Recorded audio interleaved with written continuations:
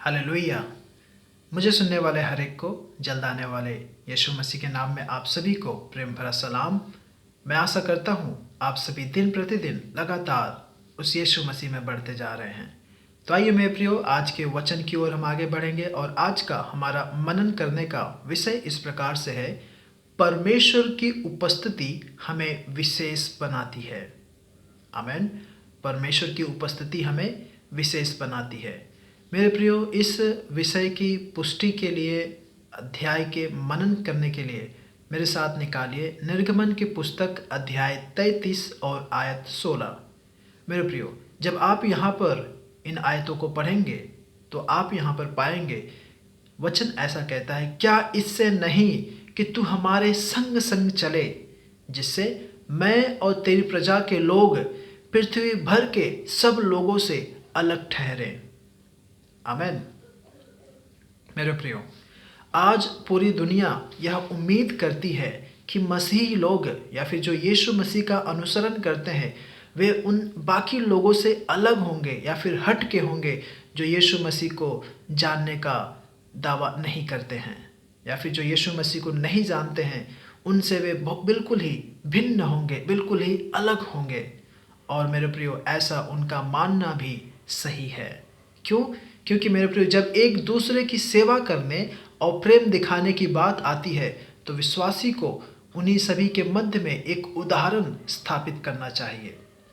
इसीलिए यीशु ने कहा, मैं तुम्हें एक नई आज्ञा देता हूँ कि तुम एक दूसरे से प्रेम करो, जैसा मैंने तुमसे प्रेम किया है वैसे ही तुम भी एक दूसरे से प्रेम करो।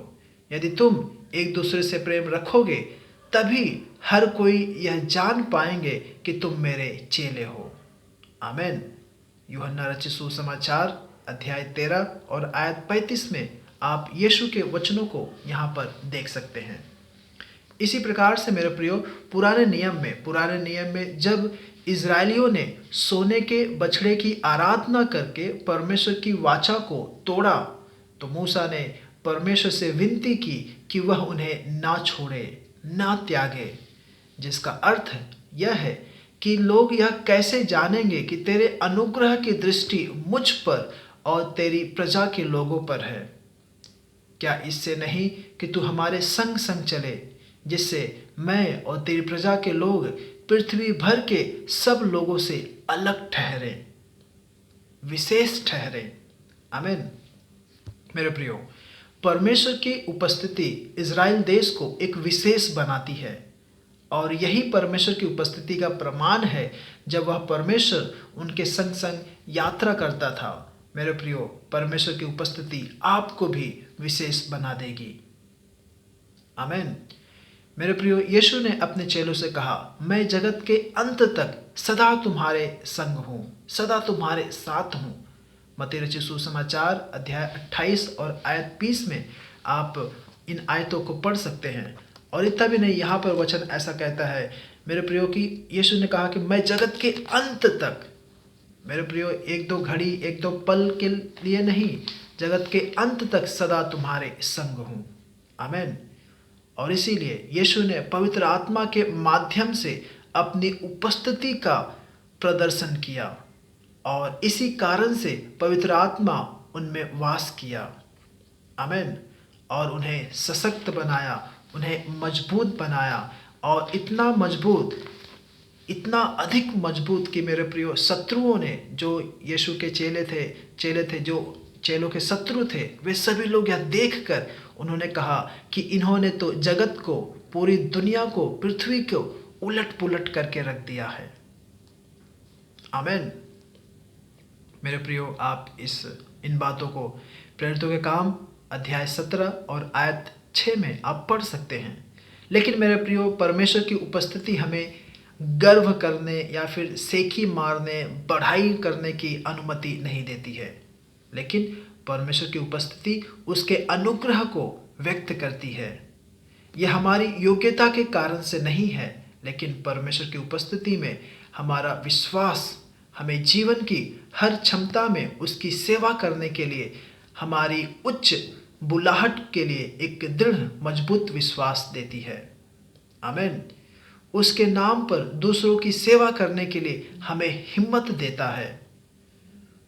परमेश्वर की उपस्थिति हमें परमेश्वर के राज्य के अनुसार जीवन जीने का साहस देता है। मेरे प्रियो, अगर परमेश्वर हमारे संग है, हमारे साथ हैं, तो हमें डरने की क्या ज़रूरत है। हमें किसी से भी डरने की या फिर भय रखने की, खौफ रखने की आवश्यकता नहीं है।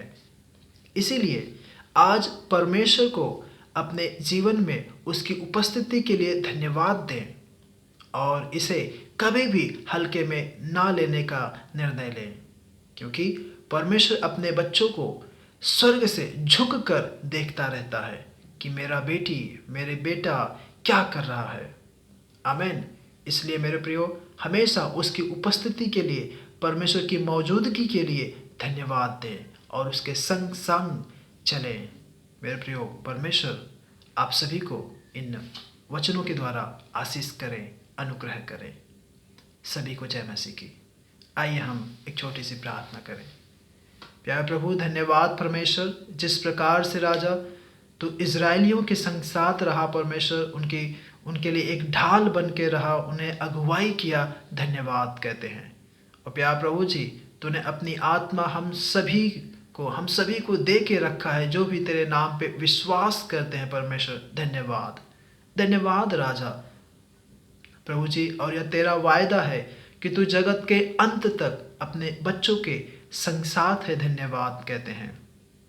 होने दे तुझ में परमेश्वर, तेरी उपस्थिति में राजा, तेरे पंखों तले परमेश्वर होके राजा, तेरी आड़ में होके परमेश्वर आगे बढ़ने के लिए हर एक को तू सहायता मदद कर।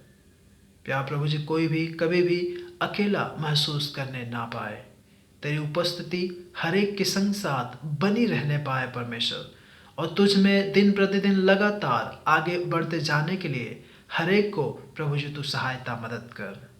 प्यारे राजा, इन आयतों के जरिए, इन वचनों के माध्यम से परमेश्वर तूने हर एक को स्पर्श किया। धन्यवाद कहते हैं और ये प्रार्थना यीशु के नाम से मांगता हूँ। आमेन, आमेन, आमेन। प्रभु आप सभी को आशीष करें, अनुग्रह करें। जय मसीह की।